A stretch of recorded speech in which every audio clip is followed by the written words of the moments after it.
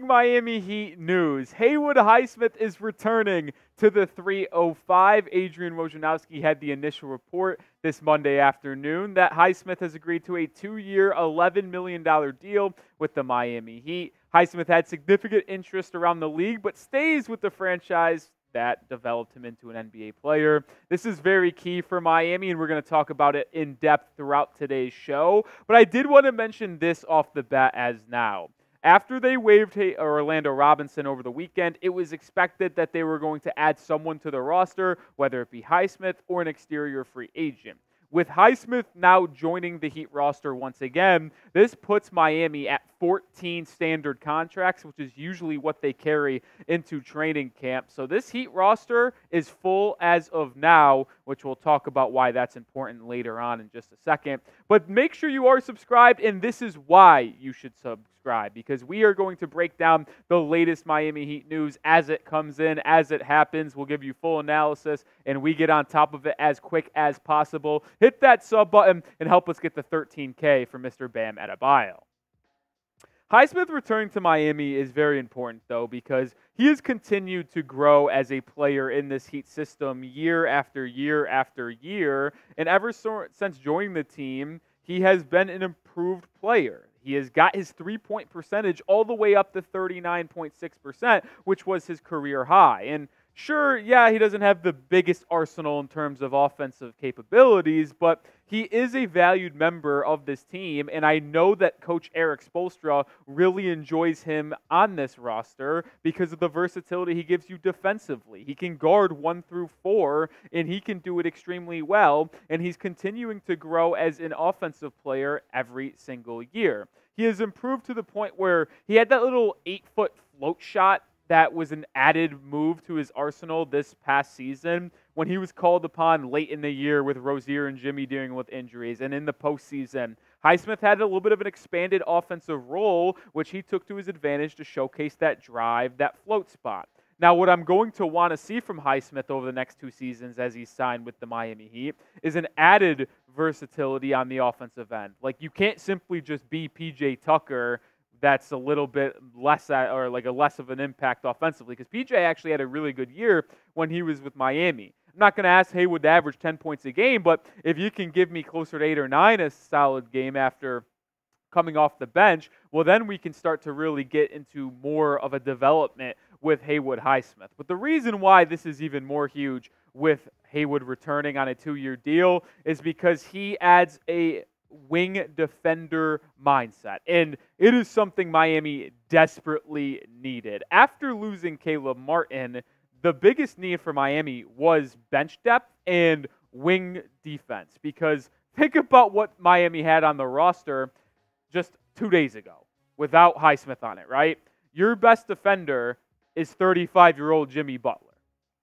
I love Jimmy. He's an excellent defender, and he reads the passing lanes phenomenally.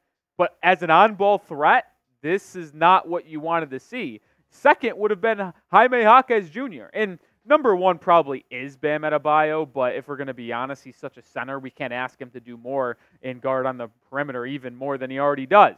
So when you think of having Hero, Duncan, Rozier, Josh Richardson, like, you needed another guy defensively on this roster, and Haywood Highsmith will give you that, and it makes me very, very excited that he is returning. Grade the re-signing of Haywood Highsmith for me. A, B, C, D, or F. Let me know your thoughts on Haywood returning to the 305. I'm pretty excited. I'm probably giving it an A- because he is needed, and he comes at a pretty cheap price if you ask me. Just a little update on that 2-year, $11 million contract. It is fully guaranteed with no player options, so he is getting $5.5 million in these next 2 seasons no matter what, unless the Heat ended up trading him or something like that, which is kind of where I want to take the conversation, right? The Heat's roster, as I mentioned at the top, is full. 14 players, standard contract, which means the Heat are not going to add on to this roster via free agency anymore unless they waive someone, which I don't really see happening. So you have to turn your eyes to the trade market if you're the Miami Heat. That's the only way they could improve the roster, which means it's run it back season, because unless Miami goes out there and makes a trade for like a Brandon Ingram, a Trae Young, a Lauri Markkanen, the roster that you currently see, which we'll probably do a video about this week on breaking down the entire roster, is going to be the team heading into training camp. For better or for worse, I know it might be frustrating for some Heat fans out there. I'm certainly not the most excited about them running it back, but if nothing comes available on the trade market, this is the team you're going to see. Just wanted to throw that caveat in there. Before we head out of this video, though, I do want to continue to talk about Highsmith's presence on this Heat team, because over the past couple seasons, he has always been like the 8th, 9th, 10th man on this team, but I expect a much more expanded role for Highsmith this upcoming year due to the losses of Caleb Martin.